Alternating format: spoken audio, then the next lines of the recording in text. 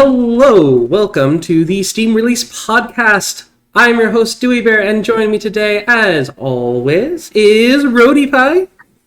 Hello, hi. Looking a bit more 2D than usual, but welcome aboard.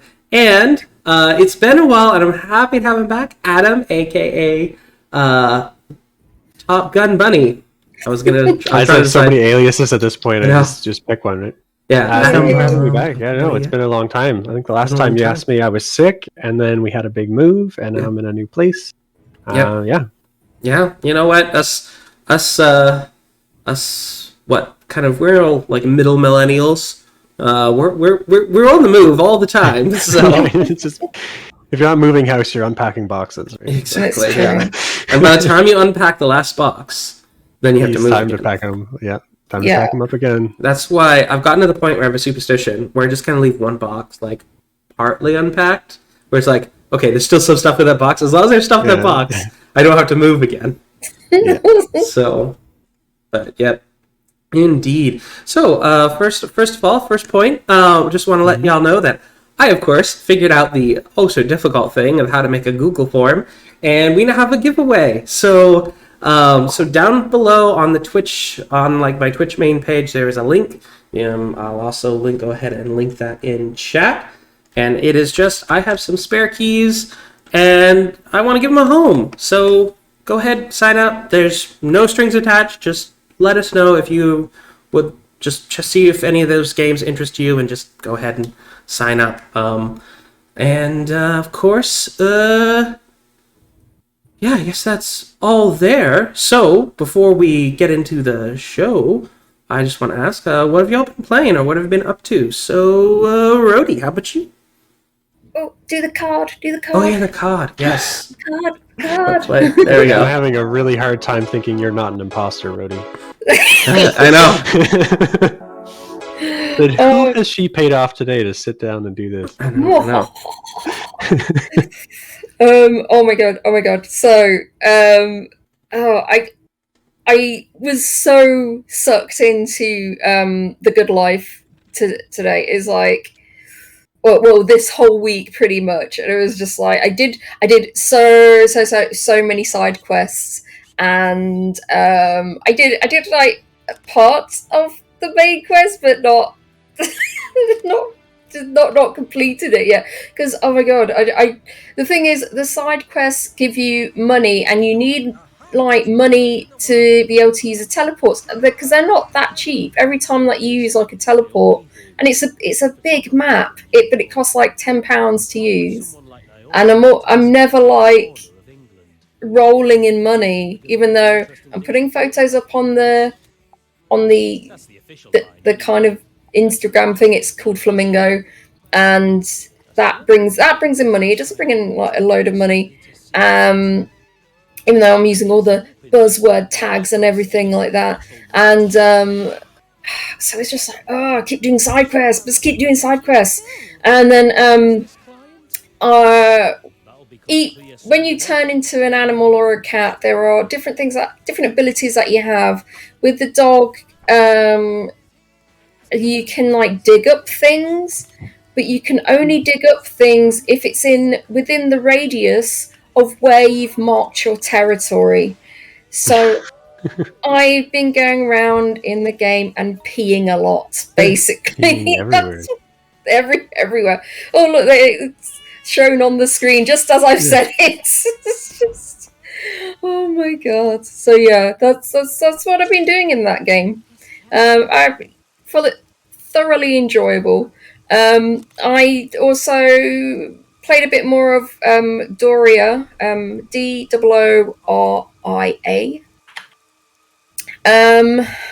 There isn't like, no one's done a walkthrough for this or anything. I think like either so few people have played it, or it's just no one wants to do a walkthrough for it.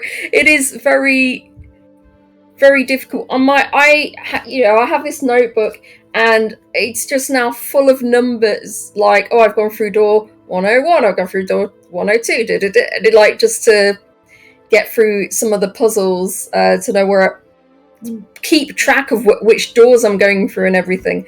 It's there's no hint system. There's also, you can't just like go back one move or something, which is thoroughly annoying.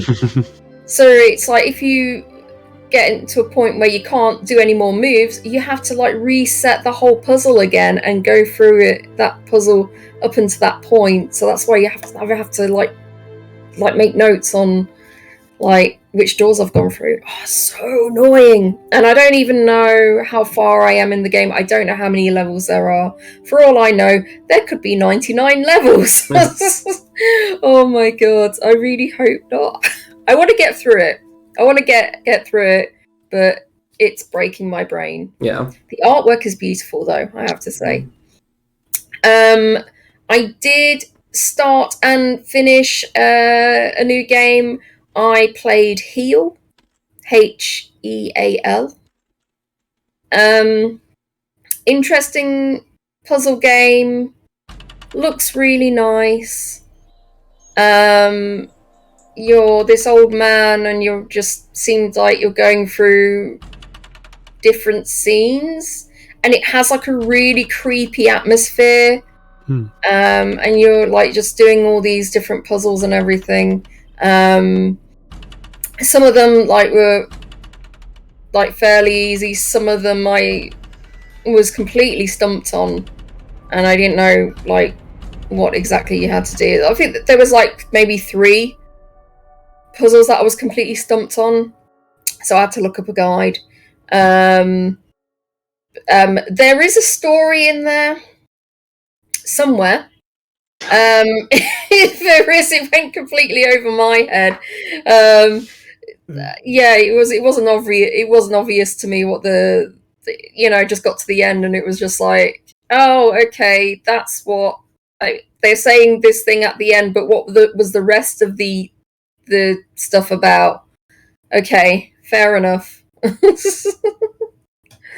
So yeah, but other than that, I'm just playing through some Final Fantasy 14 and yeah, just playing through the Good Life as well. So yeah. But what about you, TopGunBunny? What have you little gems have you been playing while you've been away? Oh, no gems. One second. I'm just trying to log into my Twitch here because I'm trying to chat and I haven't made it in.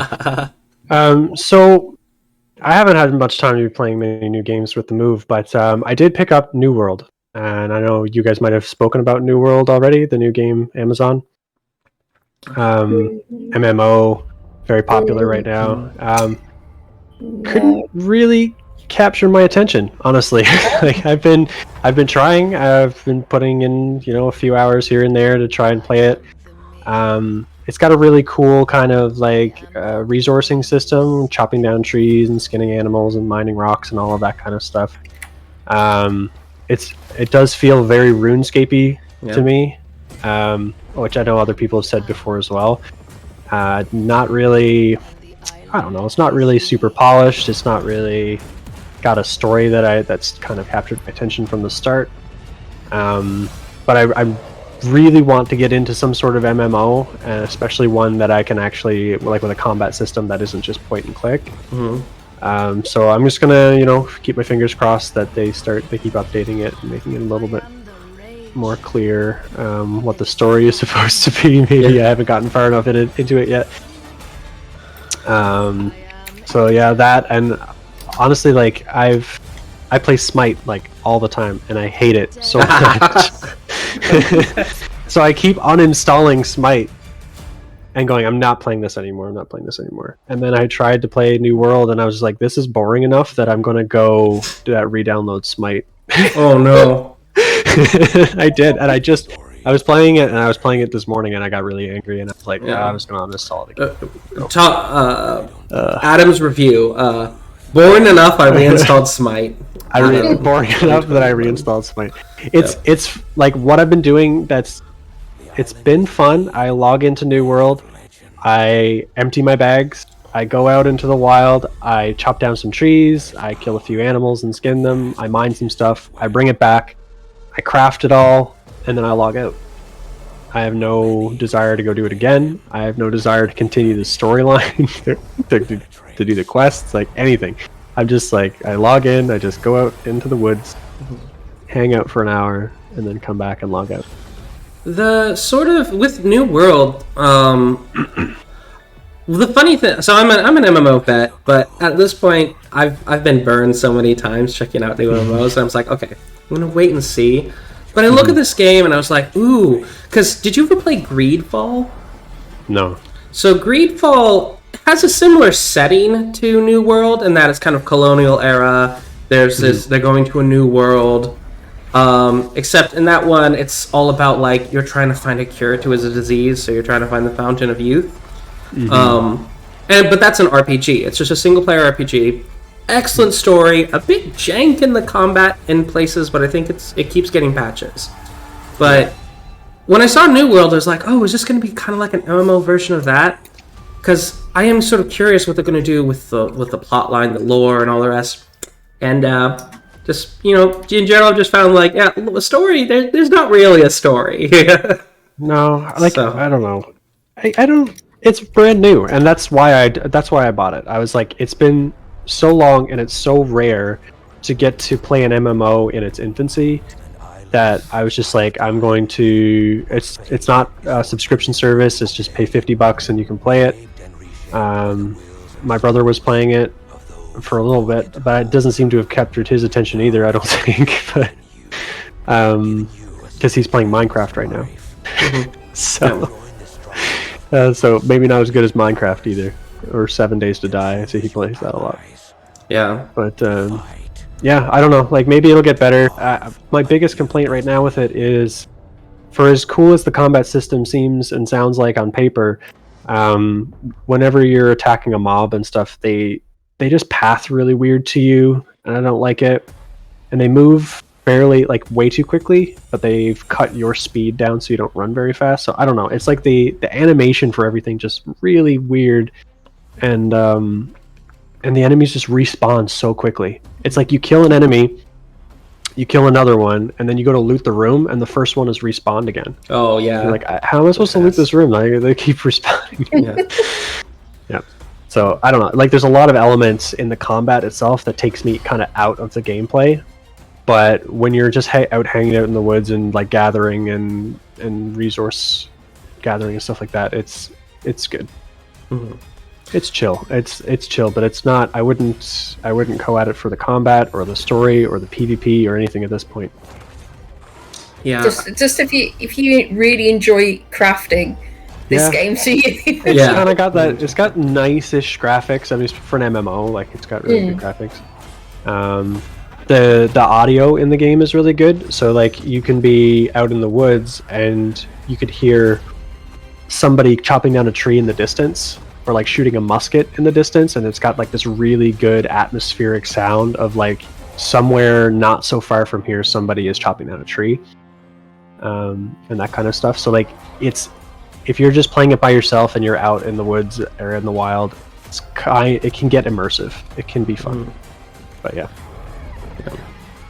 It's always exciting when MMO comes out, and sometimes they just really don't hit the sweet spot. But we've seen Western MMOs do this a few times where, like, I mean, Elder Scrolls Online. Elder Scrolls Online did not launch in a good place, but give it a few years, and Elder Scrolls Online is in a really excellent situation now.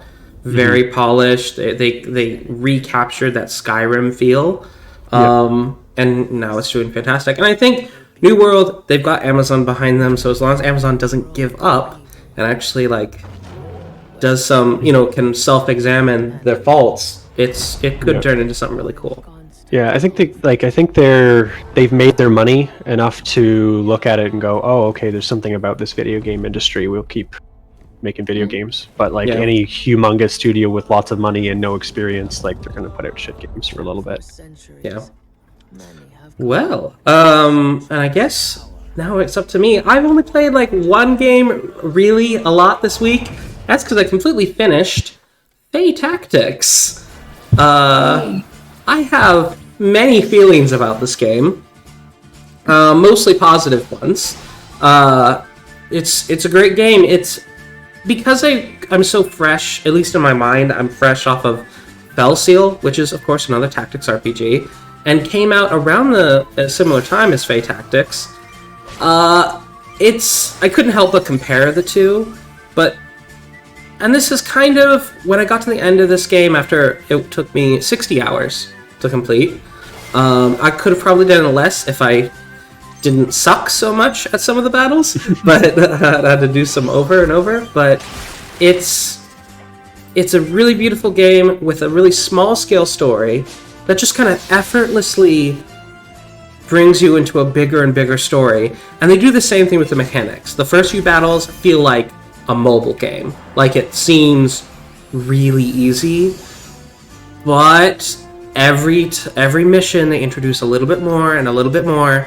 And before you know it, like 15 missions in, you're sitting there really pondering like, oh, I'm gonna die if I don't make the right move here.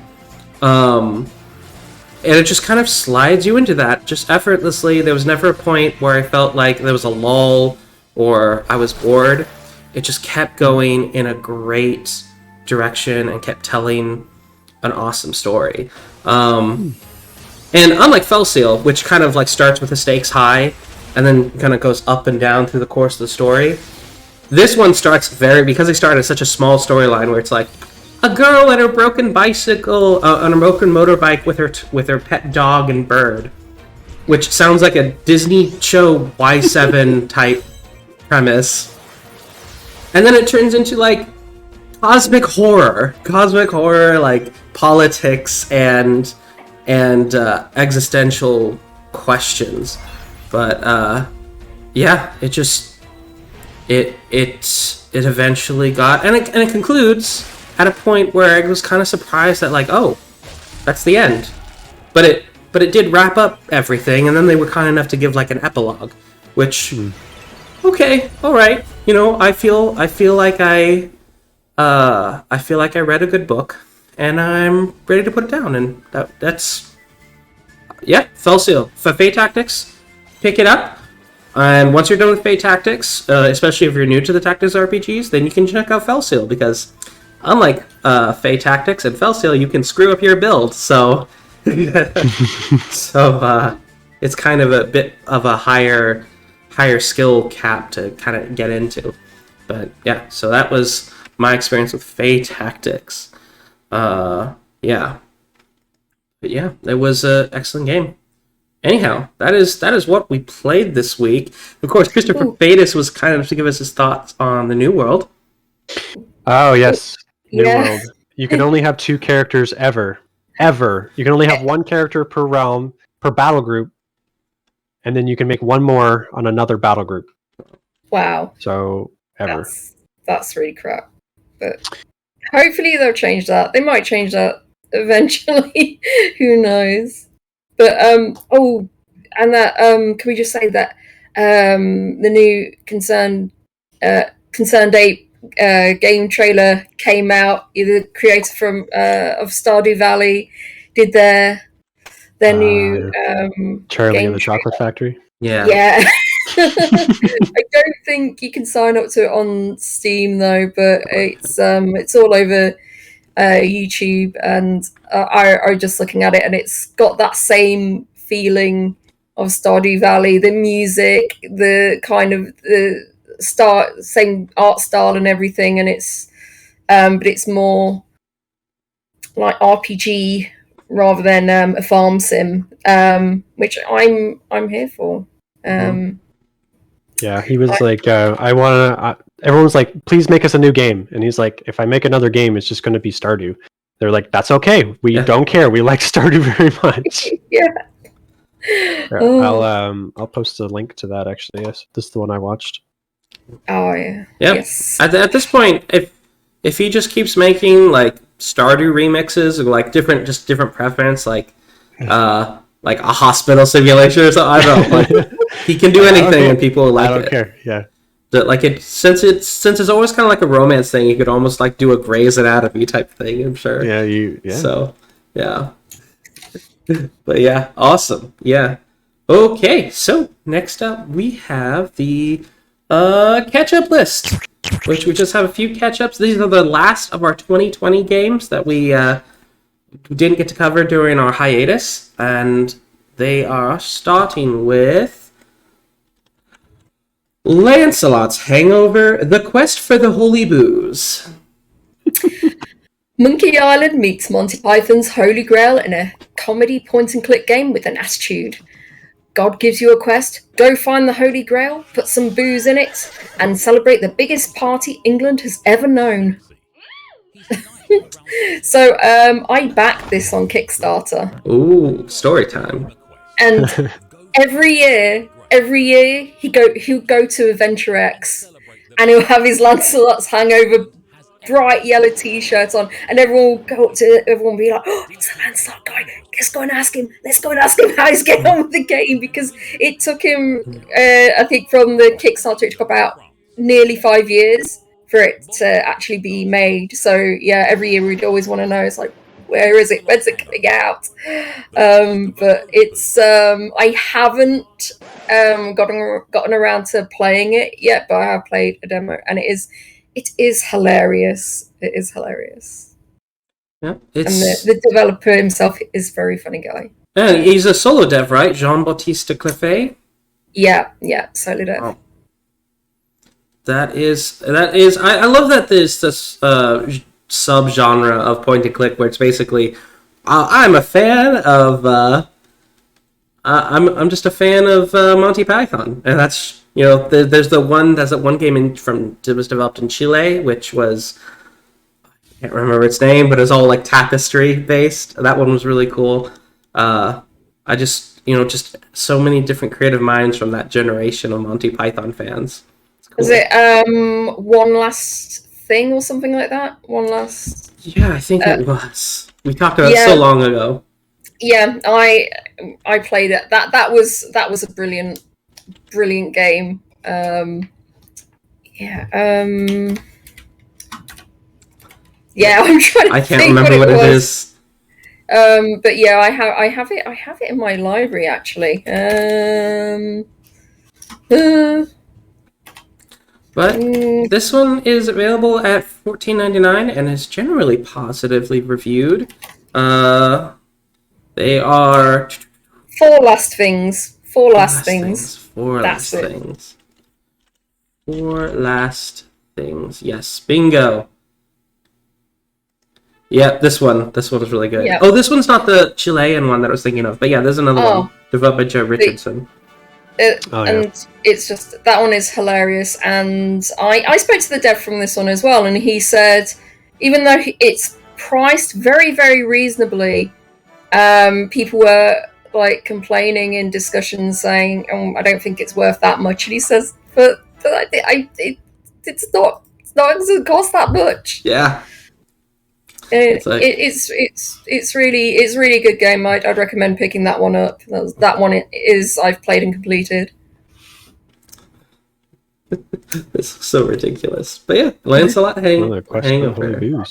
It is $9.99. Unfortunately, there's only 9 user reviews. That could be because it was heavily advertised on Kickstarter, so the audience that it was aimed at has probably already picked it up. Well, right.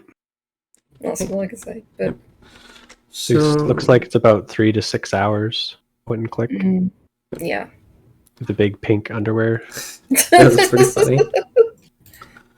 All right, next up we have Perfect Crime.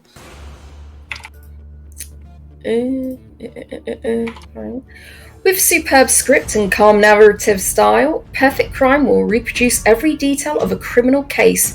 How to make use of common objects to make a perfect crime is all up to you. An editor of cases is accompanied if help is needed.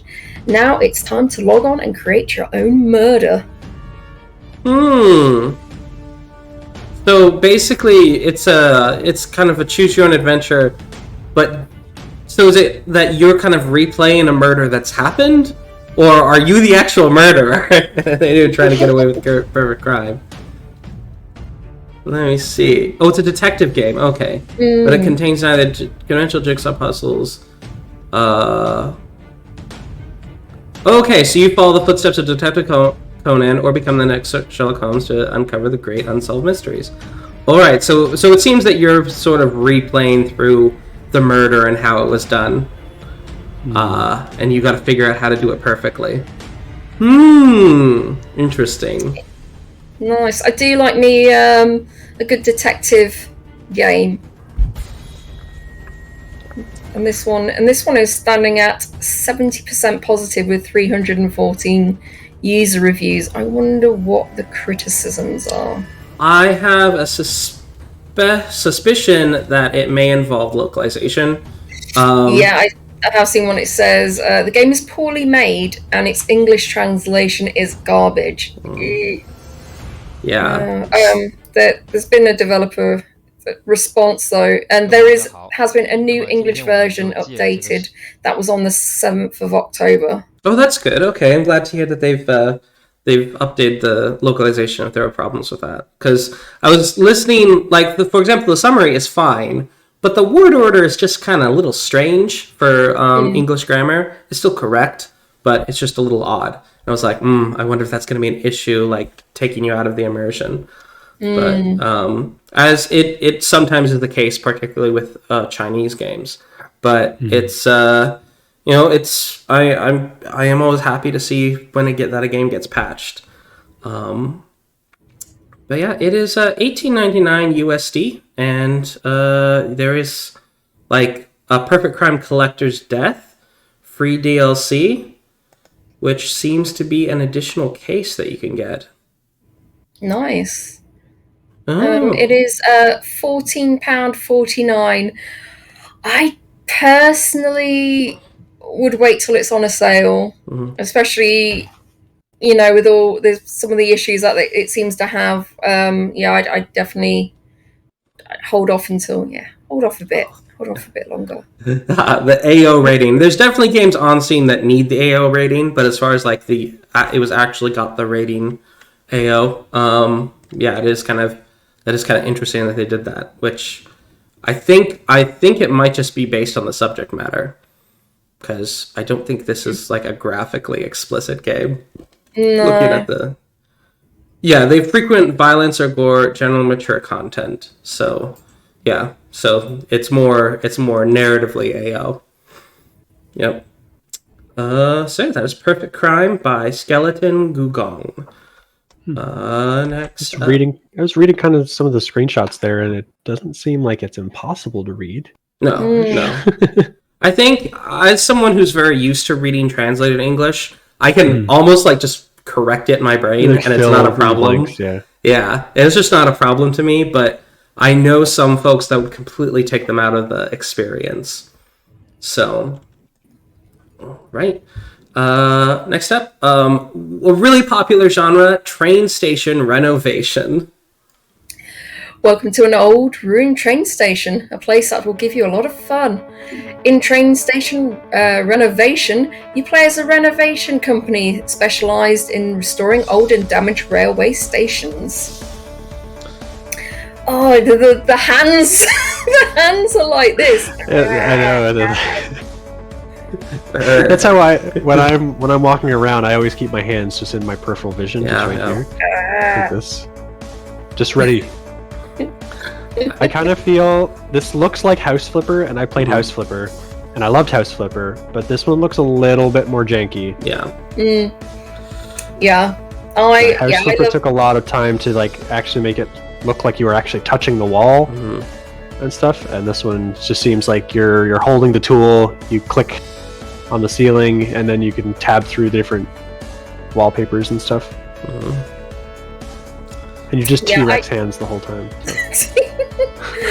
I really loved House Flipper. They've got new DLC out, and I'll definitely pick that up eventually. But yeah, this is like, I'm quite interested in this because I find them so relaxing. You know what I mean? Because there's not too many cases where you can get into a fail state sort of thing. And it's just really nice. It kind of just looks like you're holding the tool, but you have that little circle on your screen and you're painting like a paint tool almost, where you're just Yeah. like the tool never actually hits the wall. Yeah. These sorts of games are all about like get the mechanics and provide people with a satisfying look of like, I finished that kind of thing. And then, I feel like it's a license to print money. Like, I mean, next we can do hotel renovation and restaurant renovation, and you can just they probably exist actually. Restaurant renovation, but with a storyline. Oh yeah. You would be thrilled at that, absolutely. So, oh my god, it provides a good storyline. But yeah, it's a good format. It's just as long as it's well executed, like it seems people will buy it because this has like 1,500 reviews. It's done very well for itself at 84% positive, 95% positive for the 20 most recent reviews. And there is a free demo, which I'm always a fan of. This is the same price as the last game we just looked at. Yeah, guarantee that there's a lot more value in this. £14.49. Yeah. This is definitely definitely something you can play a lot longer. At least I hope so. It depends how many how many cases there are. Like with this, it's like you've got or how many rooms there are you can renovate in a particular station, I suppose, or how many stations there are. But yeah, I'm actually quite. I'm definitely going to play the demo. Yeah. I'm quite surprised at this because it's like so there's a negative review, and I like to see what's positive about a game based on negative reviews. And here they say the music, and I'm like surprised about that because a lot of these games don't have good music. You usually like mute the music in the game and use some other music. So that's quite interesting that from the negative review, they're like, yeah, the music's good. There's great level of variety and the amount of tools to use. But then, of course, they have their criticisms. And I always like to get my positives from the negative reviews and my negatives from the positive reviews, because I feel like that gives like a really good picture of what you can expect. They've got a lot of games coming out soon. So there's the DLC for Train Station Renovator. This one's set in the train stations of Germany. And then they've got Market Renovation. And they've got Prison Simulator, which is coming out on November the 4th. And Train Mechanics Simulator 2022. Ooh, and Bakery Simulator. Ooh. Oh! Yeah. I want that. Yes. Not with a story though, not this one. Oh. Yeah, this it's cool that they're just kind of able to put these out, and people it's a great abnegation game. There's no stress. It's just I'm just making a place look pretty, just using your creativity. Just clean up. Yeah. Job done. So the next one is the difficult to search Rev, because there's a lot of games with the letters R-E-V in them. But Rev. Become a fox and work together with your pack to hunt down a variety of different animals in the overgrown ruins of an ancient civilization. Unlock new skills and watch the seasons change around you in this small pixel game. This looks so lovely. It's got this nice low definition pixel art. It's very pretty. Yeah, excellent colors, Godless Weeb. And I just like the theme where it's just your little fox family just out eating everything as foxes do. We are hungry. Oh my god. So yeah, I guess the world is your dinner plate. So it looks so nice. Yeah, it says campaign with 20 plus days of different challenges, 28 skills to unlock and customize your playstyle with 4 different seasons to play through, co-op and PvP multiplayer, time attack mode. Yeah, PvP multiplayer. Yeah, apparently. Wow. Is that? Okay. Shared or split screen. All right. I was like, if these guys have online multiplayer for this game, I'm going to be shocked. Yeah, it's not online. These servers. It's servers for my Fox game just can't handle the traffic. It says it takes around 2 hours to complete the main campaign. Yep. But thankfully, it's only priced at $3.99 USD, so less than a cup of coffee at Starbucks specifically. £2.89, and it's standing at 92% positive with 25 user reviews. Yeah. We call Starbucks $5 for a reason, but yeah, this looks great. I actually think I'll add this to my wish list. Look, it's just so pretty looking, and I like foxes. Our final catch-up game is Drake Hollow. Build and defend villages of vegetable folk from deadly feral beasts in this blighted world of the Hollow. Explore, gather, and fight. You can even invite your friends. Can you craft the perfect village? Yeah. And yes, Godless, we are in catch-up. That one was released in early access in May, but it came out of early access in October. It's just the release dates, sometimes they don't update them. So, for the out of early access release. Anyhow, Drake Hollow. I actually own this game, and there are multiple occasions where I've tried to play this game with a group of friends, but for some reason we're like all in chat and we just end up talking for 3 hours, and we never play this game. So I still don't have any impressions on this game, even though I've tried multiple times to play it with friends. So, yep. Oh my god. Wasn't even my idea. So, but yeah. So I'm just salty about this game, and I haven't even gotten to play it. Oh my god. I like the little plant creatures. Yeah.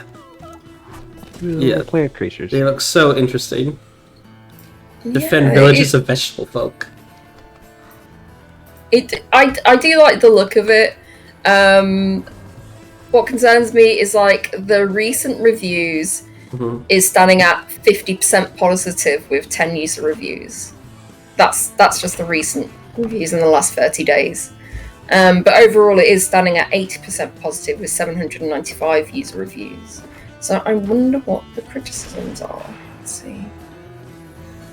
I'm seeing a big grind with little payoff. Some bugs. It does keep getting constant patches though, so I'm just curious if because the most recent update was the experience and skills update.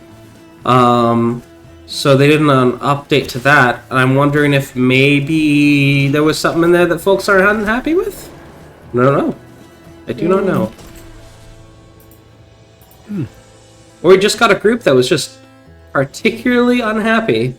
Nope, that's a Chinese review. Can't read Chinese yet. It is a Russian review. The art is gorgeous and the concept is really good, but end up feeling like a big grind. Okay, that's one of the most recent reviews. Yeah, so I don't entirely know why the most recent ones are mixed. Yeah. It is standing at £23.79. It is on a bit of the pricier side. Yeah. Yeah. I think this game, from what I've seen from other reviews, is that this game is it's very much meant to be played with friends. Don't hop in on yourself, but it's all about play with a group of friends. So, yeah, and that's how I got in the monthly, the Humble Monthly. So I need to get a group of friends to play it sometime. So, just pick some friends that you don't like talking to. Exactly, that's a problem. I like my friends too much. So we end up getting into conversations about relationships and with our families, and before we know it, we're crying on each other's shoulders virtually, and then we never, and the game night just never really materializes. So yeah, it's a problem. I feel like is this what being in your 30s is like? Is that just what happens? I guess so. But yeah, that is Drake Hollow. You can pick it up for $29.99 for the kind of AA price. And it's developed by the Molasses Flood, which is a weird developer name. So, on to our release list, the hidden gems from this week, which was actually, things are starting to quiet down in November a bit with releases. Thank God. Yeah, thank God. So we're going to start off with Nuclear Blaze. Nuclear Blaze is a unique 2D firefighting game from the creators of Dead Cells. With all the devastating backdrafts, exploding walls, and sprinklers you could expect, fight your way through a mysterious facility and try to keep the blaze under control. God, she was telling me to Craigslist some new friends. But anyhow, Nuclear Blaze. So I saw that thing about from the creator of Dead Cells, and I was like, that is a high claim, considering this guy's not in the same studio anymore. Well, so I went looking up at his website and trying to find, and I went on his blog, and I found that yes, he does in fact have a bunch of like stuff about the history of the development of Dead Cells, and he was kind of, it was his premise, and initially Dead Cells was going to be a tower defense game, actually, a tower defense roguelike game, and it kind of evolved into something else, and he was with the company as it started to evolve into its latest iteration.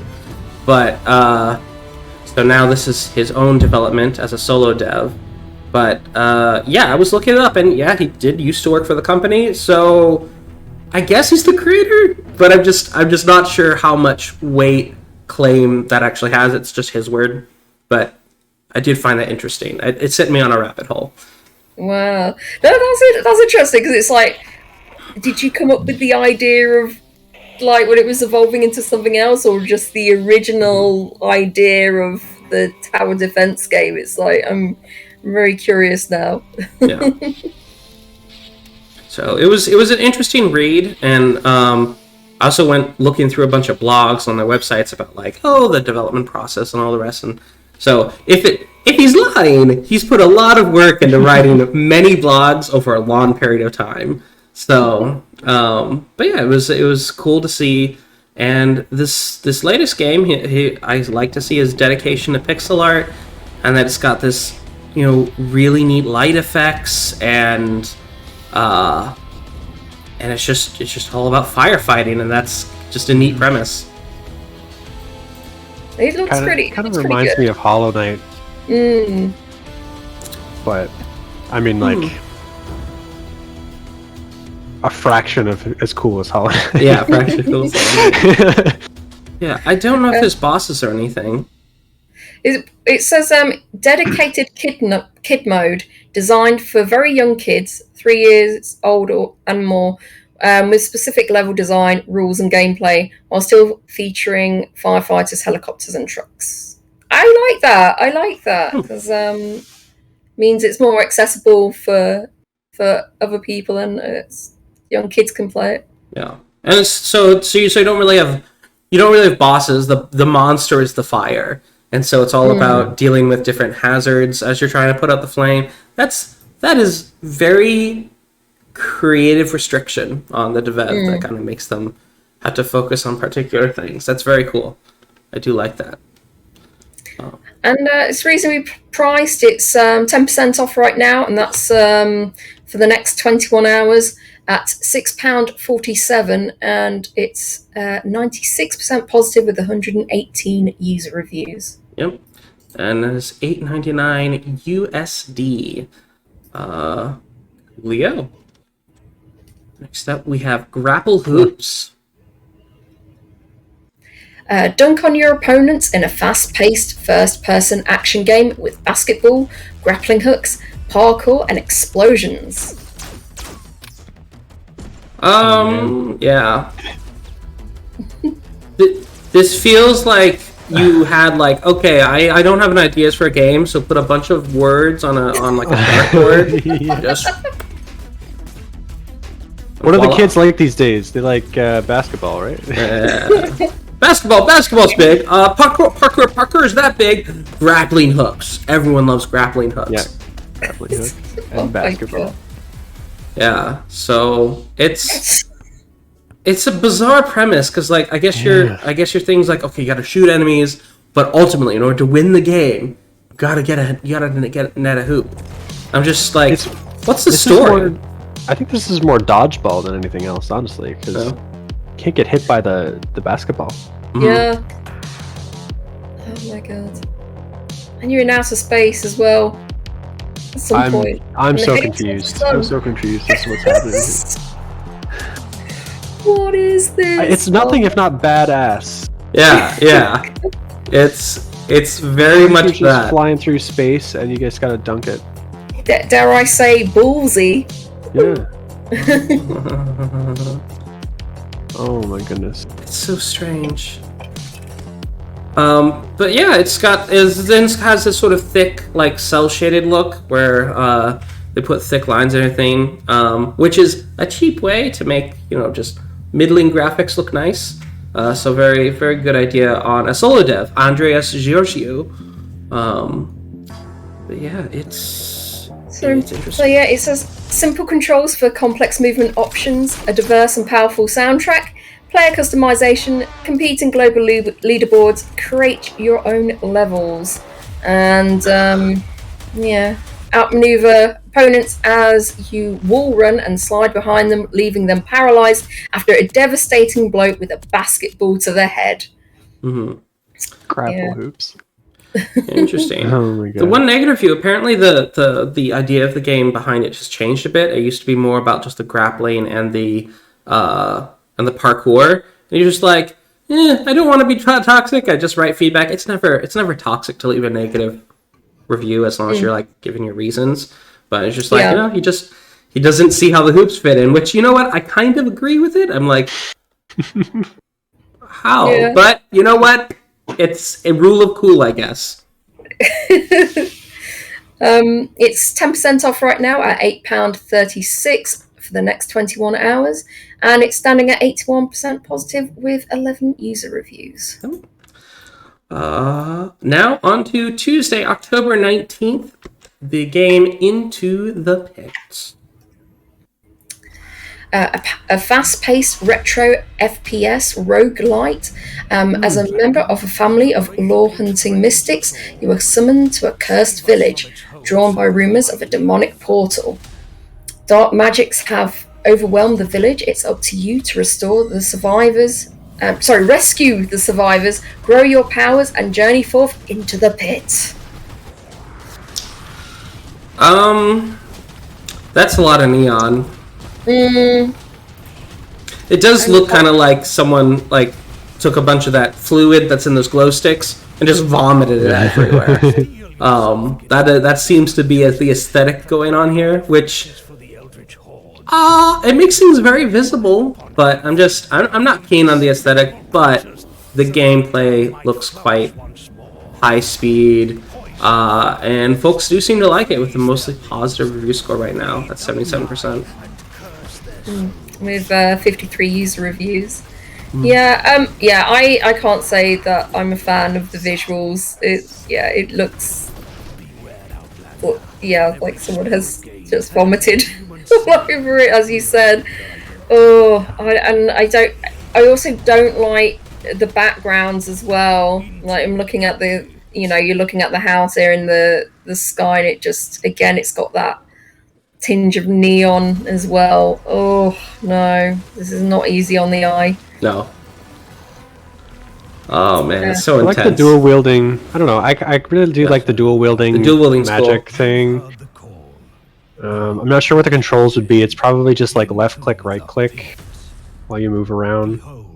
It's way too fast for me, I think, too. It does have full controller support as well. Yeah, I guess your triggers. Yep. Oh, played the demo. Is there still a demo available? There's not a demo available anymore. No. So I think having a demo is a really helpful thing, because you got some reviews from folks that have been like, well, I played the demo. Some of them have been disappointed after they played it, but yep. So some folks are saying that it's kind of bare, but it's a fast-paced roguelike shooter. Played it for 4 hours into the demo, not because I was able to make any more progress, but because the combat is so satisfying. Would blast bodies again. Okay, so there's folks that are quite into it, and others that are like, seems kind of shallow. So that it seems cool. Could be cool. It could be, yeah. Fight with chaotic magic. Experiment with various spells and powers to become an unstoppable magical force. Shifting treacherous dungeons. High-octane energy. Short-paced levels will keep you on your toes. You'll never know what horror lies beyond the next corner. Grow your powers. rescue villagers, to open shops for permanent upgrades, to prolong your runs and maximize your potential. Choose your challenge. Mix keys and runes gathered on your journey to generate and combine different dungeon encounters. Interesting. Yep. Okay. That is Into the Pit. Following that, Dead Estate. Sorry. There's no discount, and it's £11.99. Oh yeah, $14.99 USD. Now we have Dead Estate. Concerned with nowhere else to run, can you escape the monster-filled mansion? Dead Estate is a gory, fast-paced, challenging roguelike shooter with a heavy emphasis on horror influences. I'd like to say that that's a new concept, but... No, not really. I love this almost has, Enter the Gungeon kind of look to it. Similar pixel art. But, on a kind of, they have these small square levels each time. That's it. It's kind of an interesting limitation, like Binding of Isaac, kind of. Yeah. I like the look of it. I'm not sure. I do like that it's it's not top down. I do quite like that. But I'm not really I don't really play this sort of Binding of Isaac kind of games, but this looks interesting, and it's a different take on the genre. Yeah, and just such cute pixel art, really cute pixel art, and they have very good color theory. All the maps seem pretty readable. It just looks very, very fun. And there is a free demo as well. Which is always great. It's standing at 95% positive with 193 user reviews. That's quite a few reviews. And I think the demo is probably what's helping it a lot.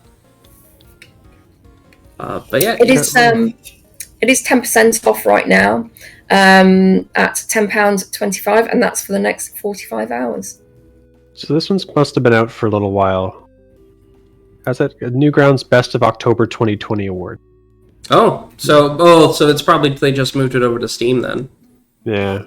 I was wondering why there's so many people have reviewed it, and this would have come out Tuesday. Yeah. But yeah, it's $13.49 USD at 10% off, of course.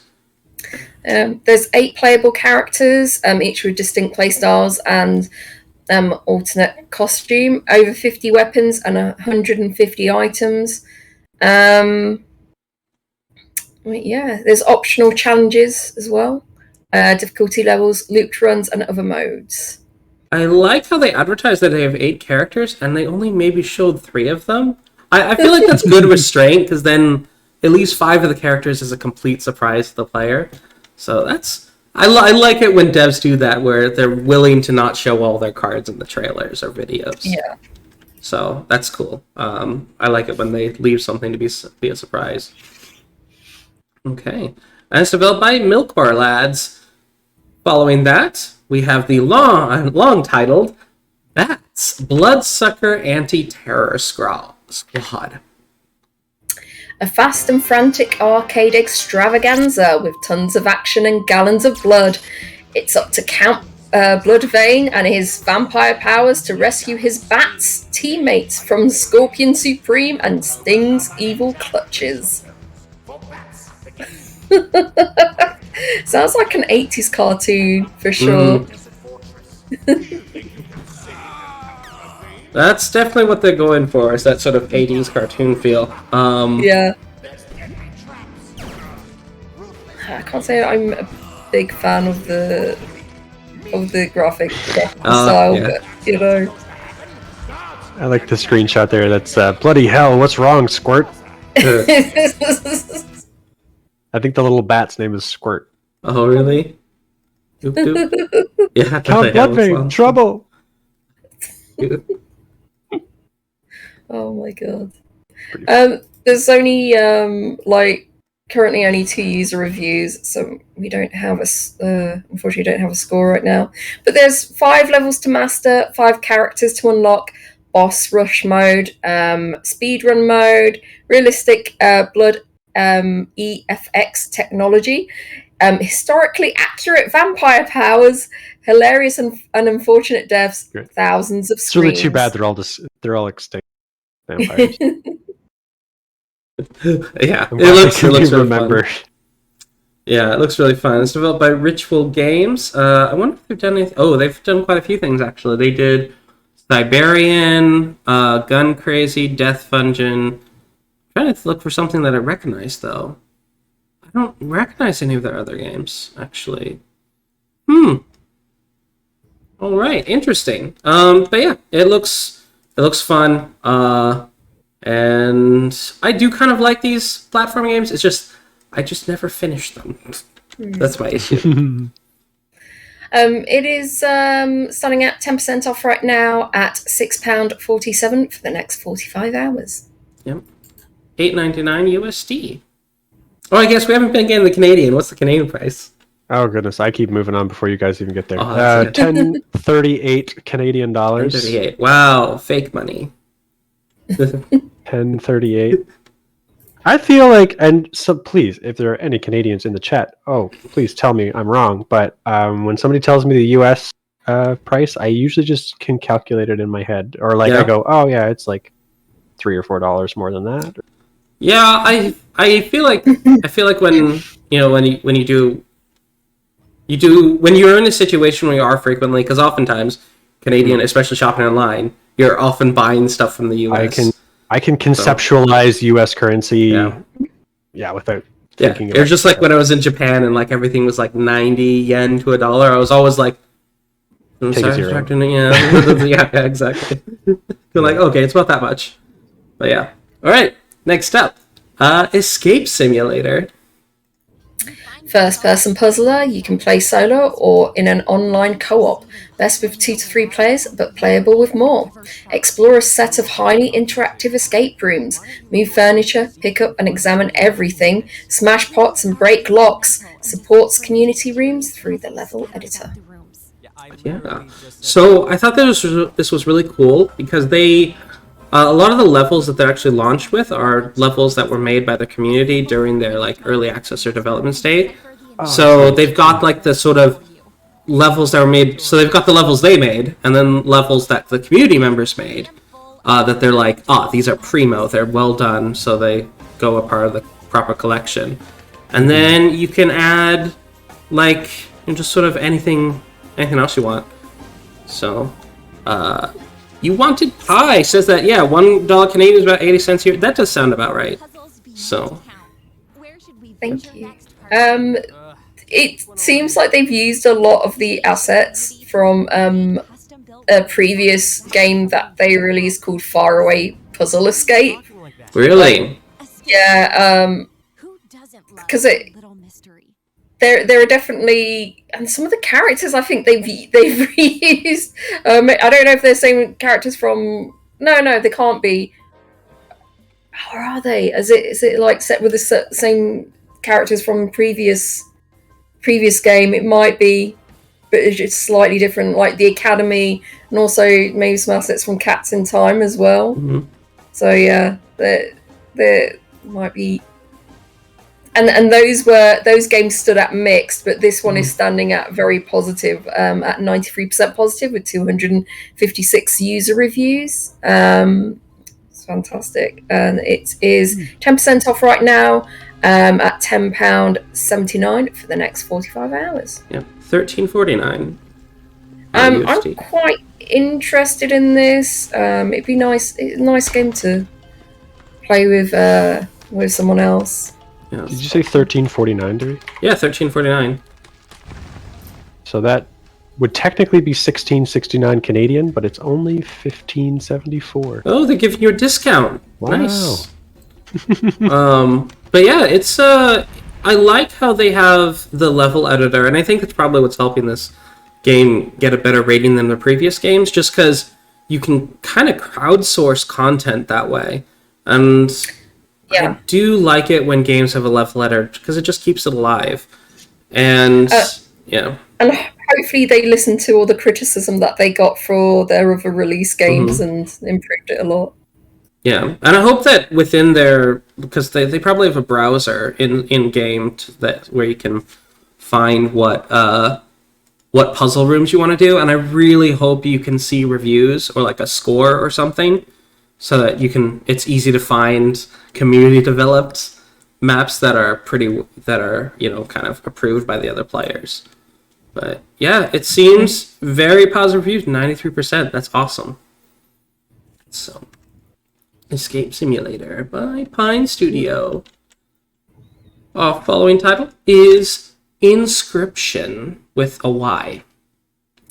Inscryption is an inky black card-based odyssey that blends the deck-building roguelike, escape room-style puzzles and psychological horror into a blood-laced smoothie. Darker still are the secrets inscribed upon the cards. Okay. For a second I thought you said like smoothie, and I was like, what's a smoothie? Is that like a new like word for movie? But no, it's a smoothie. Smoothie. Okay. Because it does seem that there seems to be some like full motion video content as well. This seems so bizarre. But yeah, this is like overwhelmingly positive at 95% with over 6,000 user reviews. So yeah, Whoa. This is, if you love your deck builders, this one is for you. We know like every week we seem to have a new deck builder game, but this one is definitely bringing something new to the genre, and it looks so great as well. Yeah, this one, so it's a board game, and this is what's cool about this is it's a board game, but it's always kind of breaking the fourth wall of you playing the game, where it just kind of takes you. So you're doing this, and it's like, oh wait, but go over. There's something happening over the window. So you walk over the window, and that changes the mechanics of the game that's going on. It's so wacky and weird and creepy. So I guess the devs succeeded in making kind of a horror. Well, I mean, it's the creator of Pony Island, so you can expect there's going to be something like creepy, underhand things going on. So yeah, he's a master at those kind of games and themes. There's a free demo if you want to try before you buy, and it's 10% off right now at £15.11 till November the 1st. Ooh, I wonder if they're going to do anything, if he's going to do anything with this one where it's like it starts texting you in real life. The game starts texting, if it's a Pony Island director, there's going to be real freaky IRL stuff that he's going to try to do. So, man, that's neat. Well, Sincerely Day says, I've been watching someone playing it, and yeah, it's crazy. It's Inscryption with a Y. Yeah, in the script part. So INSCRYPTION, Inscryption. Yeah, Inscryption? Yep. And it's by Daniel Mullins Games, which I think it's a solo dev project. For the most part, and it's published by Devolver Digital. So congrats to Daniel Mullins getting picked up. I mean, I don't think he needed it though, because I feel like he was selling really awesome. But he's got like 6,477 reviews, so I guess he didn't make the wrong choice. So pretty cool. But yeah, following this, the last Tuesday game is Bunhouse. Much cleaner than I thought it would be. Bunhouse is a cute, simple, bunny-filled game focused on growing plants and managing a greenhouse with fellow buns. Take care of your leafy plant buddies by balancing the amount of water and light they get. Play with friends and upgrade your greenhouse for wholesome, relaxing fun. That's me. That's me. Look, that's me right there. Oh, that's TopGunBunny. Funny, yeah. It's really cute. Yeah. So I was looking at this and I was like, at first I was like, oh wait, is this Eloise LaRouche It's not Eloise LaRouche, but I feel like this would be one of her games.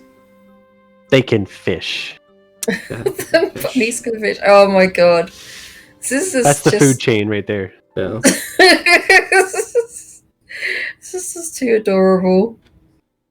Although, saying that, I do like my farming sims. I don't know if this is something I would pick up myself.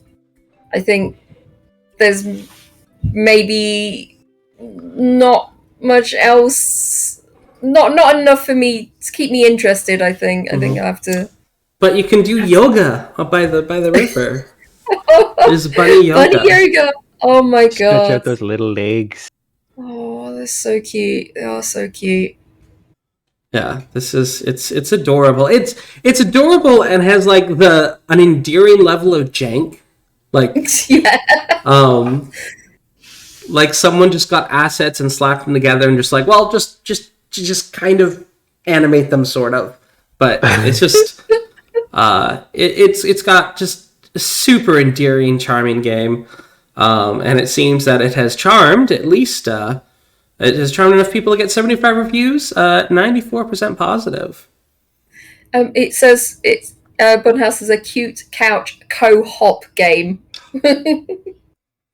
Wow. That's really funny. I am reading their they just have an important note there at the bottom. If you plan to buy this game so that you can use Steam's remote play together feature, the hosting computer may use keyboard or controllers, but the other connected computers will need to have controllers for it to work.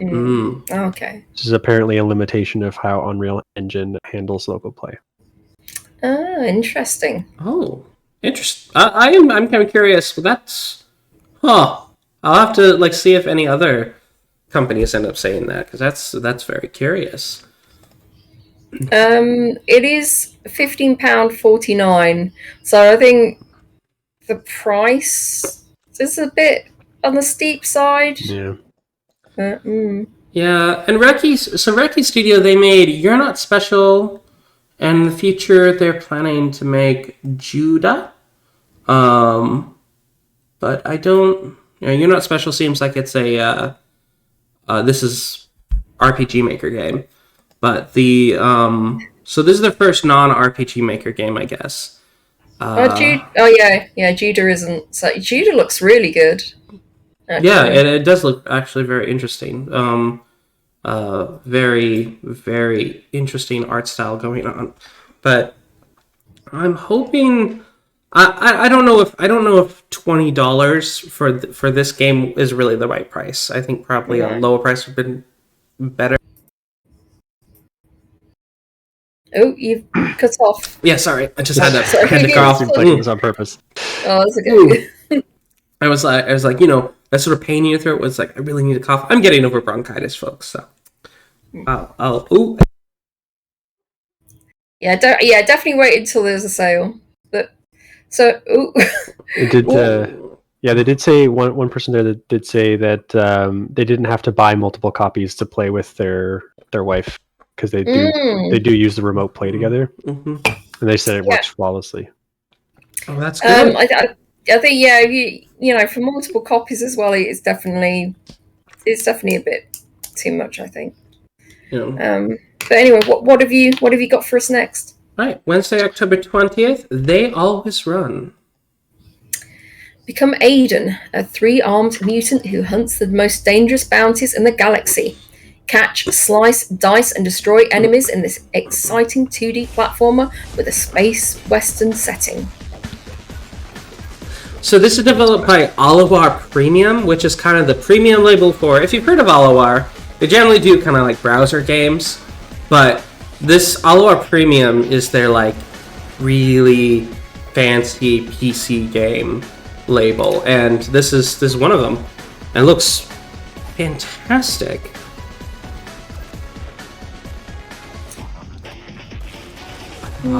It's again a situation where it's this action platformer, and I never finish action platformers because I'm not that good at platforming, or if there's a lot of like backtracking and such. However, I was looking into this, and it was actually one of the negative reviews where like this game isn't a Metroidvania, it makes you think that Points' player was like, oh, I thought it would be, so I could go back and do something. But it's like, no, you generally can't go back. You're going straight forward. And so if you decide you're like, oh, I'll go back and do that later, you probably can't. So do it now if you want to do detours. So maybe I might be able to finish it in that case. So it is standing at 86% positive with 60 user reviews, and there's a free demo as well, which is nice. And it's standing at £15.49, no discount. Yeah, I don't know. I feel like I'd like it, but yeah, I'm kind of with Dewey. Like, I don't know if I'd finish it. Mm-hmm. There's some aspects I think that are quite nice, but there's other parts I think it looks a bit janky as well. Because there's certain parts of the background that don't match with the sort of the action that's going on or something. Mm-hmm. To me, anyway. Yeah, some of the backgrounds it's just a different art style because the characters are pixel art. But then the backgrounds are painted, and some of the foreground is also painted, and it doesn't always mesh well. Yeah. So, it doesn't always mesh well. But yeah, They Always Won by Alawar Premium. And so basically you're a bounty hunter with a third arm. Yeah, that seems to be the premise. But yeah, this looks cool. That is They Always Run, and it is $19.99 USD. Okay, what you got for us next? Okay, next up is Tandem, A Tale of Shadows. Tandem, A Tale of Shadows redefines the puzzle platformer genre with a unique gameplay and exceptional aesthetic. Help Emma and the teddy bear Fenton solve the mystery of the disappearance of the famous magician Thomas Kane. I'm not sure I like the look of this game. It is like I don't like the top-down action bit, but the actual gameplay, but the what do you call it? The cutscenes, they look quite nice. Yeah, the cutscenes look really nice. Oh, okay. But cutscenes. The gameplay, not so much. Yeah, there's a bit too much glow. There's a lot of glow, and that always makes a game look cheap when you just have too much glow. It looks like one of those mobile games. The gameplay, it looks like one of those kind of cheap mobile games. Mm-hmm. Yeah, it does. I like the premise. You're kind of moving the shadows, and it changes the platform for one of the characters. But and there's that neat sort of you got to flip between them and such. But I wouldn't exactly. They describe it like, it kind of with unique gameplay. I've seen this before. I've seen other games that do this. I don't imagine that this is bad or anything. It's got a 93% positive right now with 16 reviews, but it's just aesthetically there's just some lighting mistakes, and some of the view, the vantage points just isn't flattering. Yeah. Let's see. Yeah, it says there's clever puzzles and dual gameplay, play with strategy, narrative-driven adventure. Yeah, it's a shame because some of it looks so nice and really well done, but others just look like reused assets or something. But it's 30% off right now at £13.99, and that is until the 27th of October. Yep, that is $17.49 USD. $20.29 Canadian dollar. I don't know if it's for me. Yeah, I think I'll just forget about it. Yeah, I think there's folks that would enjoy this, but I've seen a lot of puzzle games, so I'm not super impressed with this. All right, next up, Growbot. An adventure about a robot saving her home from from a dark crystalline force set upon a biopunk space station bursting with fantastic plants and aliens. Biopunk. I haven't heard that one yet. That is a new one. Biopunk. So I played this at Adventure X maybe 3 years ago or something, 2 to 3 years ago. And it's so cute, delightful. The puzzles are quite nice. It's got nice enough challenge to it. I didn't finish the demo that they presented because it was just like I got stuck a bit, and it's one of those things. It's like when you're playing it and there's like loads of people looking at you while you're watching, while you're playing it, and it's like I need to go into a dark room and play a point and click by myself without so many eyes watching me f up. But yeah, it's just very interesting and just incredibly cute. I'm surprised how much it is though. It's like £15.49. Yeah, $19.99 USD. I was looking at that like, I don't know. This it's kind of a high price. Wabisabi is the developer. This is Bobby. They don't have like a Steam page. Darn it. So I don't know how many games this team has specifically made, but I don't know. This looks more like a $10 game. That's what I generally like. Kind of see it for a game that's very flat environments, and with you got a couple moving characters or whatever, point and click. I wouldn't generally price it at $20, but at least on Steam. I know that on console prices are different, but on Steam there's a lot of competition. Yeah, it says explore a beautiful space station and repair its strange machinery. Interact with fantastic plants and aliens. Use your brain, Apilia, to solve puzzles. Collect sounds of flowers and combine them to create powerful shields. Yeah, you got this like little piggy in your. Meet a fluffy white hologram called Starbelly with a galaxy inside. Unearth a tale of flower power and twisted roots. Art by award-winning illustrator Lisa Evans. Beautiful music by musician Jessica Fitchart. Right. Cute. It's so cute. It is very cute. All right. It's one I'll definitely like wait for a sale, like a steep sale. I think. I didn't get into it enough when I was playing it at the convention, but it was cute and it's really nice. But yeah, I would need to again sit by myself and play the demo. I think if it had a demo. All right. Next up is a game that's been on consoles for a while, but is finally coming to Steam, and that is No Straight Roads Encore Edition.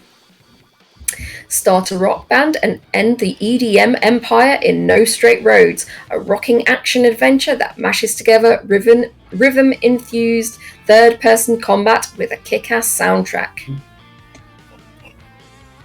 So, this looks amazing. Yeah, let me find some gameplay. There we go. So it does. This game kind of got somewhat middling support, approval on console, just because.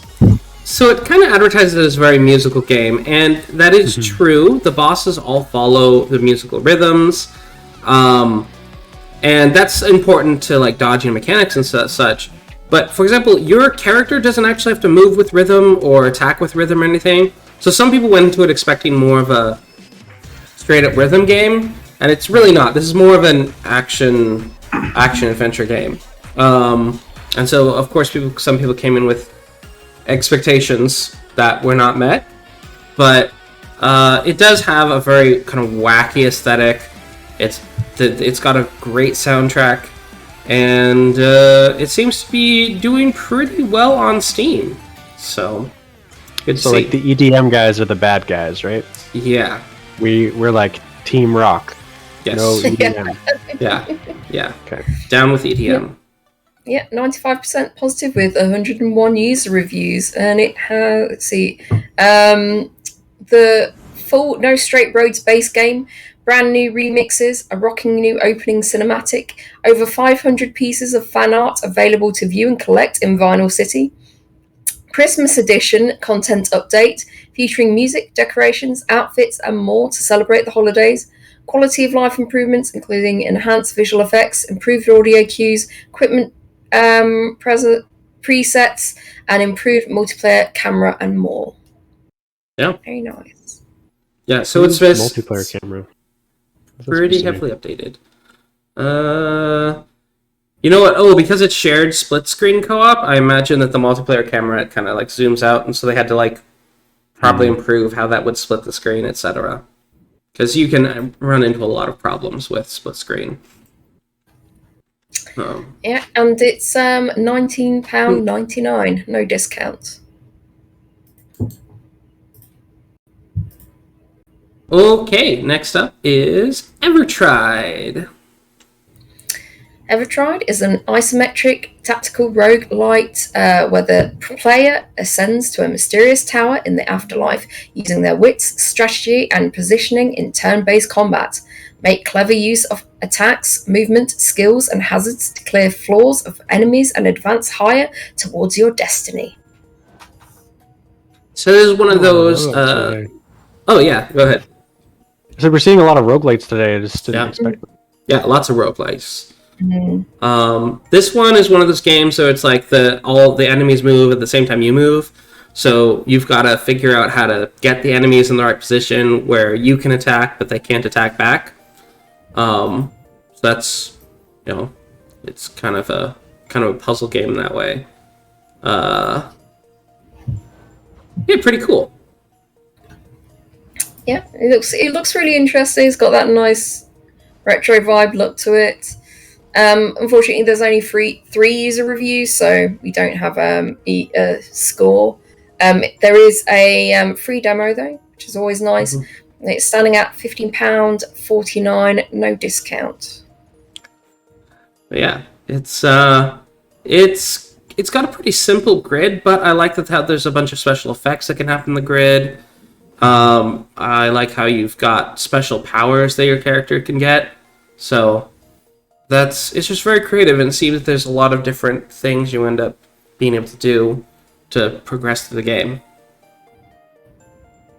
So, but yeah, it's outsmart. There are 50 floors divided into 5 areas. Each area is unique and introduces new types of enemies. The higher you get in the tower, the more complex floors will become. Each area has a shop floor where you can spend shards acquired in exchange for health recovery, skills, and modifiers. Plan accordingly to increase your chance of getting to the top. Very cool. So yeah, and it has been generally positive reviews. Very neat roguelike. Let me see. If you like Into the Breach, best strategy game in 2018, you will like Evertried for sure. Oh, interesting. That's an interesting way to start off a negative review. Yeah. Most ITB mechanics are here with a light touch of roguelite. The additional mechanics are not really useful, at least in normal mode, but they don't prevent you to play. So it's all good. Okay, I finished the game on 3rd run. 1 run equals about an hour, so 3 hours. But I had the benefit of upgrading skills and acquired from the demo, so there's at least 15 hours of gameplay. Now I've started the hard mode, and I feel like the first runs were just like some kind of tutorial. Now the real game... Why is this a negative review? You hit the wrong button. I was like, okay, what? When does it get negative? To say about this game, yeah. So many things to say about this game, but it's too hard. Yeah. Yeah, it seems good, but I can't grasp the controls, so, yep. Oh, I see. Sincerely Dave says this one is also on the Switch, so it could be why there's not more people that picked it up on Steam, but hopefully more pick it up. Yeah, hopefully. It looks really nice. Okay. Our final Thursday game is Okinawa Rush. Take on the role of the martial arts master hero Milin or Shin as they face off in a desperate fight for their lives against the Black Mantis clan. Double the mayhem, bring a friend, and battle against ninjas, demons, and more in the 2-player local co-op mode of this action-adventure platformer. Oh, nice. So this is kind of like... no, not Golden Axe. I'm trying to think of a different game. What's that called? I can't think of it. They're an old Sega Genesis game, but they're very much going for the old Sega Genesis action platformer. So... And couch co-op? Yeah. Cool. It looks kind of fun, yeah. It's before my time. Yeah, it's got that nice retro look with the interesting cutscenes. Yeah, it looks pretty good though. It doesn't seem like sometimes in these games they reuse reuse the assets. Yeah. Everything looks really nice on this one though. Mm-hmm. There's a lot of love that's been put into this. Yeah, Shinobi, that's the one. Yeah. Shinobi. Yeah, it might be Shinobi or Double Dragon. Maybe. I think it's Shinobi though. Yeah, and there's a free demo as well. And it's currently 15% off at £13.16, and that's until the 28th of October. So, custom-made fighting engine with unique moves for each character, fight with swords, nunchucks, and bow staffs. Engaging story told with carefully crafted pixel art cutscenes. Many different enemies, each with their own moveset and weapons, intense boss battles, arcade mode for those who want to jump straight into the action, parry any attacks, projectiles and traps, upload your high scores and compete globally with other players, discover many secrets and hidden areas, play together in local co-op mode and heal each other to achieve victory. Oh.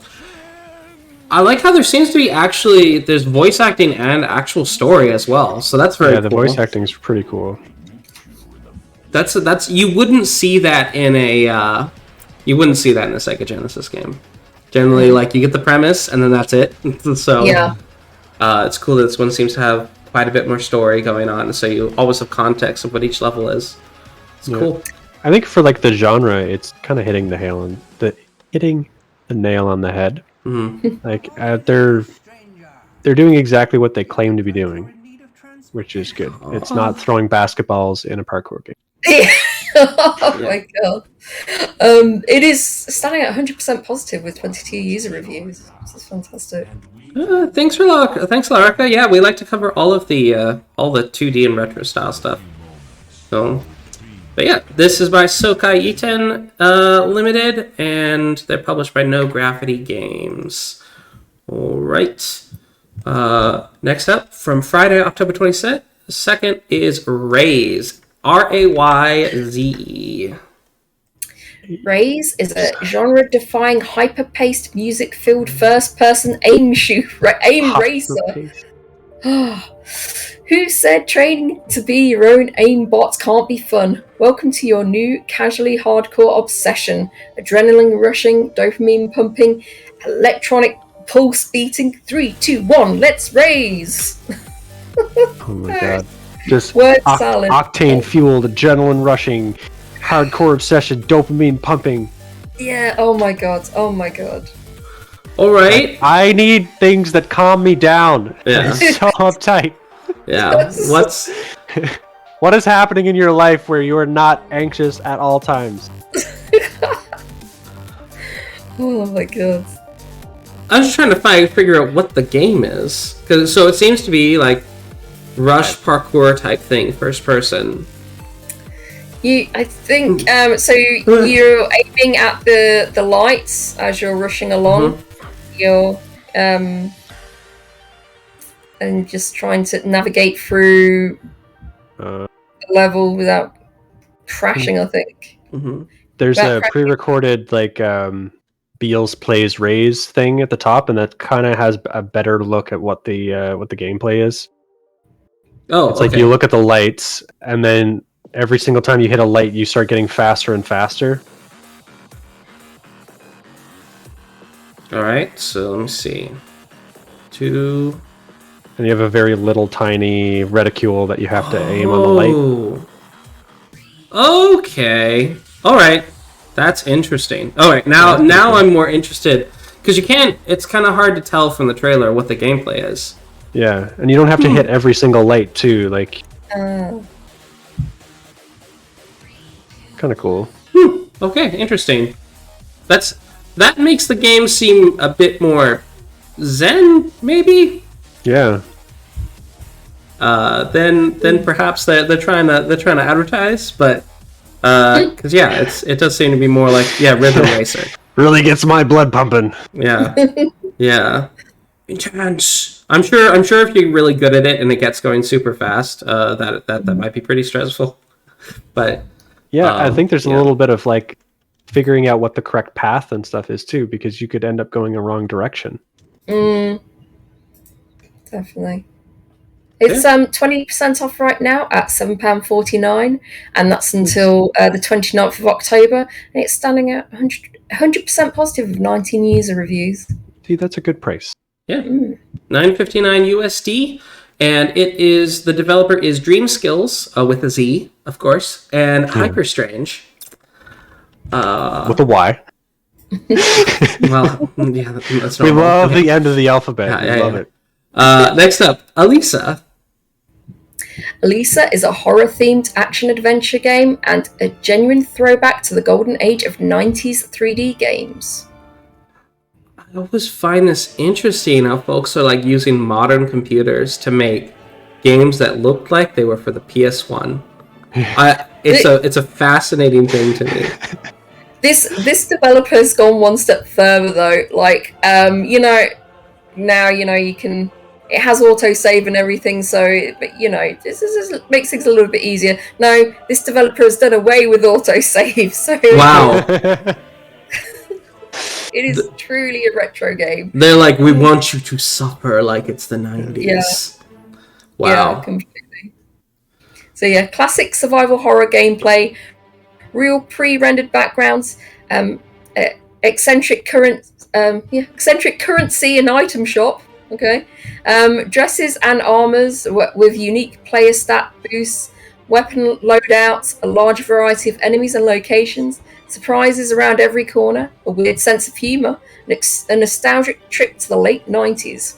Welcome. This one does look more like Alice Returns. I mean, I know we saw that one earlier, but yeah. Alisa. This. Oh really? Goddess Goose has an acquaintance to have voice for this. I think it was for a monster. Wow, interesting. So this, what fascinates me is I feel like developers have to do a bit of work to get a lighting engine that's old. Like they're like, okay, I need to make sure the lighting in Unity works like it's 1990. That's got to take a lot of effort. Man, I have to talk to folks who do stuff like this, because I was at a lecture, just a little short tangent. I was at a lecture where a guy was one of the creators of Halo. He was making Halo games for the Atari, where it's like the original Atari console, and it's learning how to develop for the Atari console, just because he could, I guess. But people who do that, they fascinate me. they just fascinate me, and that's what I see here. Is just a fascinating person, Alisa. I don't know if you've said this, but yeah, there is a free demo that you can play, and it is £12.60 with 10% off right now until the 29th of October, standing at 75% positive with 48 user reviews. It's $16.19 USD. So Alisa, check it out if you're looking for that old school feels. Next up, Kate, Collateral Damage. Load. Come on. You are Kate, a deadly assassin on a quest for revenge against the Yakuza crime boss that lethally poisoned you. Battle your way through the Tokyo criminal underground in this time attack action roguelike inspired by the Netflix film. Okay. I haven't heard of the Netflix film, but I'm wondering, is this licensed then? I'm not sure. You heard about the film. Okay, Sincerely Dennis said it's a real film. Okay, alright. Interesting. So you get lethally poisoned, but I guess you survived. So, was it lethal? I'm not sure. But interesting. So it's roguelite inspired for the Netflix film. Ooh, you know what? I wonder if it's one of the scenes like you've a poison that's going to kill you in 24 hours kind of thing. Something like that. Yeah.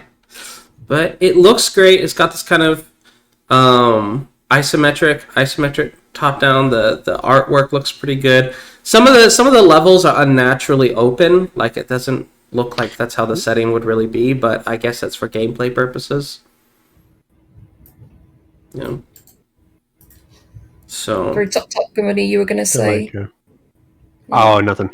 They're just like, you're right. It's unnaturally open. There just seems like a lot of space you have to cover to do anything or to kill anyone in this game. Yeah. Is the problem. I keep reading Adam's mind, so yes, yeah.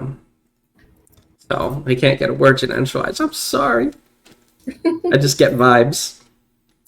I didn't get down this far in the list before we started, so I'm seeing these for the very first time and reading reviews. But there's like, it looks quite nice in certain places, and they utilize the space like quite well, and there's other things that's just like a lot of waste space, really, as you said. Yeah. But yeah, but I do like the style of it. The art style. So Ludic Studios also developed Akane. Oh, we talked about Akane a while ago. This is the sort of really neat sort of katana battler where you're just basically battling your way up the Yakuza. This developer has a thing against Yakuza. Like, seriously, every game is about fighting Yakuza. I wonder if their next game, Wild Runners. No, Wild Runners is not about Yakuza. Wind Runners. Wild Runners, you are the Yakuza. Yeah. That one's about like fighter jets and looks. You're really pissed cool. about the last 4 games. Yeah. But it's standing at 90% positive with 10 user reviews, and it's 10% off right now at £5.21 until the 30th of October. Appropriately closing off this. And it's $7.19 USD. Sorry. Appropriately closing off this week is Dusk 82 Ultimate Edition Retro. Oh wow! Yeah, this is the retro we're looking for here. Dusk 82 is a simple but addictive action puzzler remake of the cult shooter Dusk, inspired by classics like Chips Challenge and Suckerban. Wow. This is a generation of gaming just before my time, so I feel like I'll never fully appreciate it, I guess. Since I just wasn't raised on games like this. But it's, I appreciate the effort. I do.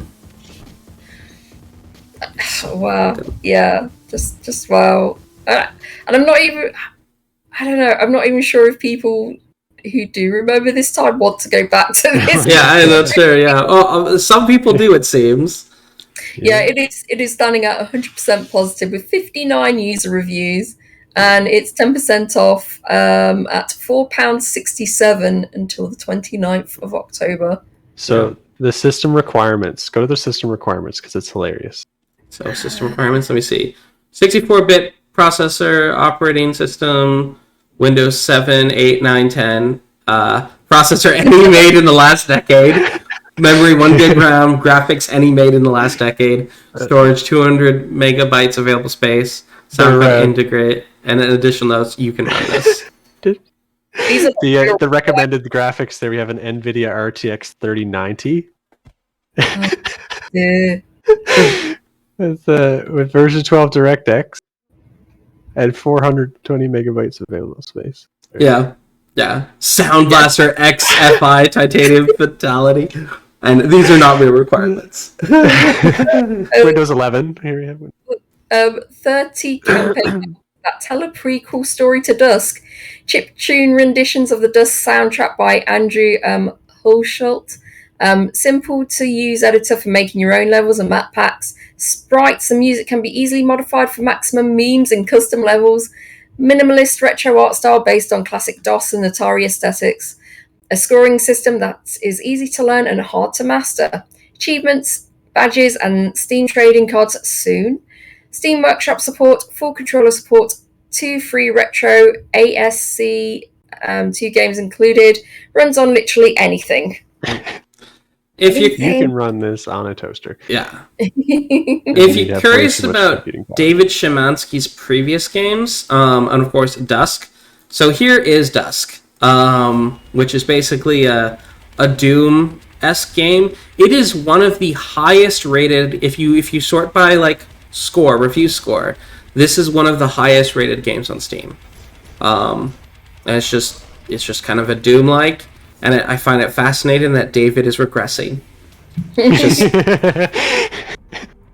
He's going to be making like stick and thread games soon. I'm sure. Like, I think one really like valuable thing that these retro games have started adding is the ability to make your own levels. Mm-hmm. Just something you would have never had the ability to do when these games were originally coming out. With like the workshop support and everything in this one. Is even like Mario Maker, right? When Mario Maker came out, it was like a big, huge deal because people were like, yeah, I can actually make a level in Mario, which is something you just couldn't even conceptualize in the 80s. And none of the reviews are at all helpful. They're just memes. They're just memes. Just memes. And yeah, and it's a remake of a game that has done really well that was also retro. But not this retro. Yeah, true. Carlos Weeb, next game is Pong, but red colored. Yeah, exactly. Yes, Pong. Oh my gosh, this David Szymanski is this is a legend, I guess, on Steam. What I want to see is Space Invaders, but remade in like for a AAA title. Yeah. Oh yeah, right? Space Invaders. I want to see it go the other way. Yeah. Really, really old games, but like crazy graphics. Yeah, or like Pong, but it's like fully 3D, and you like miss, Hasbro you die. Battleship with Rihanna. Yes, Rihanna. Yeah, Hasbro Battleship. Yes. My word, but yeah, that is Dusk 82 Ultimate Edition. You can pick it up for $6.29 USD, 10% off until October 29th. My word, that was a week. So of course, the question is, what was your best in the week? And of course, the folks in chat, please join in. Let us know what your favorite games this week were, as we try to figure out what our favorite games of the week were. What we're most interested in. Man, this is gonna be difficult. Oh, you know what? I think I'm ready. Change the card. Oh, change the card, yeah. All right. I think I'm ready. Okay. Yeah, I'm ready. So, Rhodey, go ahead. All right. So, I've picked 4 games. That's that. I think I've picked picked two off the catch-up list, and another 2 off the or maybe 3 off the main list. But yeah, definitely Lancelot's Hangover. That's already in my library. It's just fantastic point and click game. It's really funny. The dev is hilarious if you ever meet him in person. So I definitely want to pick up. And he's someone who's taken a while to develop this game. So it's a lot of love has gone into this. And the other one that I would want, the other 2 that I would pick up off the catch-up list, a lot off the catch-up list this week. Perfect Crime. I definitely will pick that up maybe at a later date if there maybe there's been this recent updates with the language update and everything. I'll probably wait for like a hefty discount or something before I pick it up. And I also really like Train Station Renovation. I really want to play that. It looks so, nice, relaxing. I just, it gives me that nice sweet tick. I got that done. Tick. That's nice and cleaned up. Yeah. Give myself a pat on the back. And then on the main list, Escape Simulator. I really like those kind of sort of escape room games. Although I'm sure this one might disorientate me because of that kind of first person view. But because in the room, it's very it's not easy to get lost. It's very easy but I think with me, when I've got like free dodge just to walk anywhere and pick anything up, I probably would get lost. But I'm glad you can play this with somebody else. Although again, I'm cheap. I'm gonna wait for a hefty discount again. I'm terrible, I know. And then the last one on my list is Growbot. Cute point and click game. Oh my god, you got a little piggy for a brain. He's there. The piggy's helping you out. This is so cute.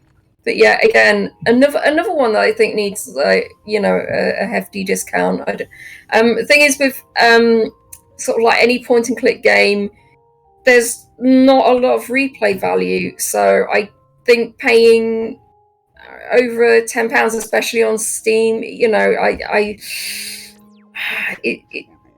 I just always think, not really. All right, let me see.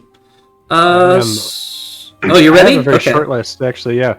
Right. Escape Simulator was also on my list. I like it because you can have a shitload of people in that little tiny room. And I know it suggests you only have 3, but they said they tested some of those rooms with up to 20 people. Whoa. If I ever knew 20 people, that would be hilarious. Yeah. Absolutely hilarious. So I think I might actually try and find someone streaming it, if I can find that. But maybe it was my mood this week. I don't know. I didn't see anything really that I liked there. I added Bunhouse because that's my gamer tag handle here, TopGunBunny, and I was like farming sim where you are a bunny.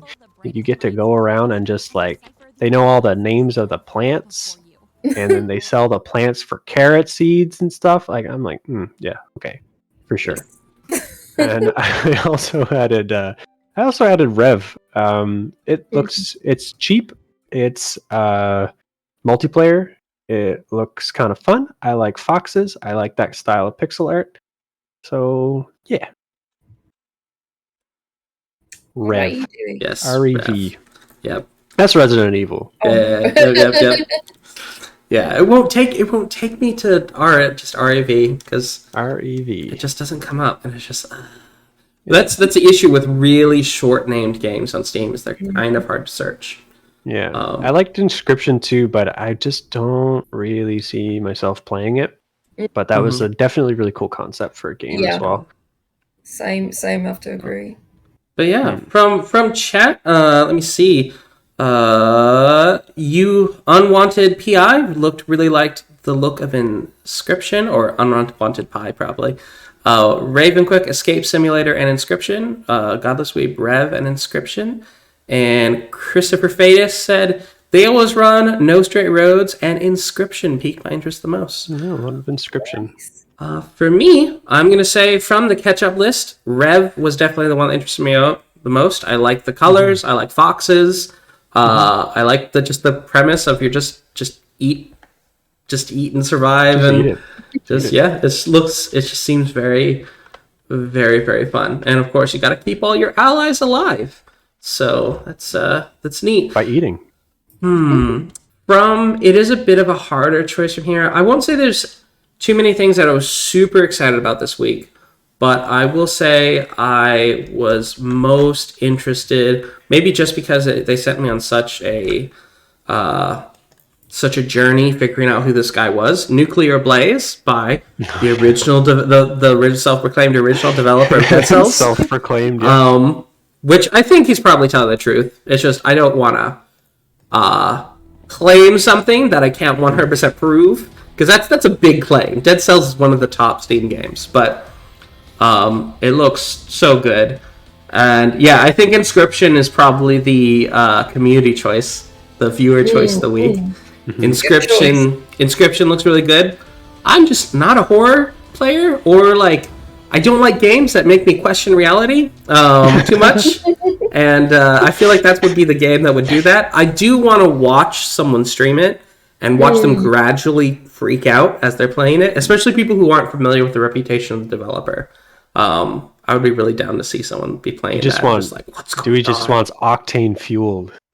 Yeah. Heart. I can't remember all the words that they used. Hardcore. Oh my word! Yeah, octane fueled, like raise. Pumping. Yeah, raise. Oh my gosh, that's so ridiculous. I want 4 cups of coffee and my heart rate to be 200 beats per minute. Just let's go. Yes, let's go. Like, just have a heart attack and get over with it. But yeah, and of course, I remind everyone, there is a Steam Key giveaway. You can enter down below. Let me see. I don't really set up to do like the whole drawings live. I'm gonna use a random number generator on the list of entries, and I'm just gonna go through and run the generator, and you should get an email if you won. So I will do it that way. Thank you everyone who's watching on YouTube. Don't forget to like and subscribe, and of course follow us on the curator page. Yes, the curator page. And if you can't find the link on my Twitch page, or of course to YouTube viewers, it's going to be the description down below. But yes. And of course, the games will change every week what that's on there. So I'll just, like, every week, I'll clear out the entries and then just add a different set of games on the list. I got to get rid of these extra Steam keys. They're just kind of sitting around. So, like, please take them. Please take them. So I'm doing my best to get rid of them. But yeah, so thank you, everyone. And just have a great day. Rhodey, I guess let us know what you're doing this week or what you're going to be up to. Well, it is Halloween, and I'm hoping to play some spooky games. I've got a few lined up. I'm going to play that Ritter game. The one we spoke about a few weeks ago. What's his name? Marcus Ritter, The Lost Family? Yeah, Marcus Ritter, yes. I've got to play that game. I've got to play... So FMV games... something I love to stream, so if you want to pop in and see me play that, come join me on my channel. I'm not sure when I'll be playing it, but I'll definitely post a link in our Twitter page to let you know. Yep.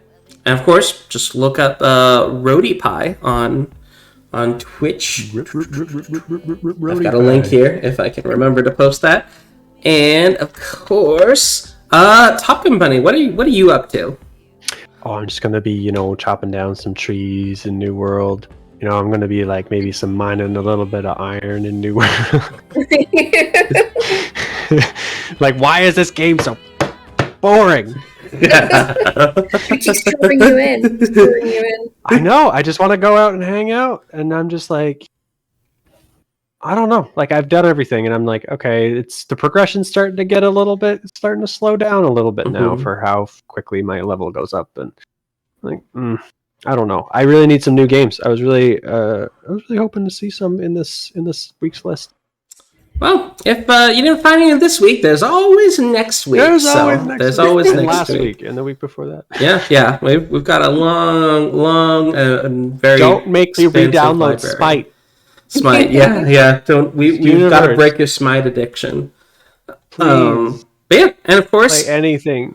we'll be back next week, which is Halloween, actually. Next Sunday is Halloween, so it is. Oh. I am going to try to think of a costume, I guess. Rhodey, are you going to dress up? I'll try to think of I'm something. definitely going to use a Halloween filter. Oh. Just let me know in the comments or some sort of ideas that I could do. I didn't really grow up with Halloween, so no one's unsure. Like, what should I do? What should I do? I don't know. But yeah. So, and of course, so yeah. See you next week. And Yeah. bye bye. Bye. Bye bye. Bye bye. Bye bye. Bye bye.